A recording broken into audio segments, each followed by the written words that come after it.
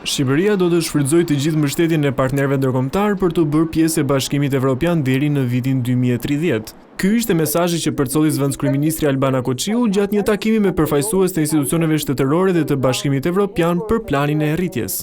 Nga ana jonë jemi plotësisht të angazhuar për të shfrytëzuar në maksimum këtë dritare unike dhe historike mundësish. Është e vetkuptueshme që integrimi evropian nuk është thjesht një prioritet mes shumë të tjerëve. Ai është projekti kombëtar qendror i këtij brezi, për herë të parë në histori.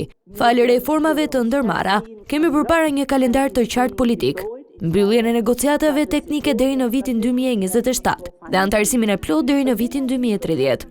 Numri 2 i qeverisë foli dhe për planin e rritjes, të cilin e cilësoi si një instrument që ka ndihmuar në përshpejtimin e negociatave me BE-n. Plani i rritjes është ndërruar gjithashtu në një shumë fishues force për procesin e negociatave të Shqipërisë me Bashkimin Evropian, duke përshpejtuar për afrimin thelbësor në fusha që lidhen drejt për drejt me procesin e shqyrtimit dhe grupimit të kapitujve, sipas metodologjisë së re të orientuar drejt rritjes. Nga ana tjetër, drejtoresha Asaspak theksoi se deri më tani janë përmbushur një pjesë e reformave përmes të cilave Shqipëria ka përthithur rreth 212 milionë euro nga plani i rritjes.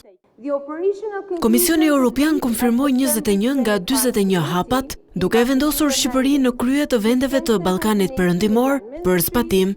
Nga i cikël nxorën mësime të rëndësishme, forcua mekanizmin kombëtar të verifikimit paraprak dhe në janar 2026 dorëzuam një paketë të dytë për periudhën e raportimit të dhjetorit 2025.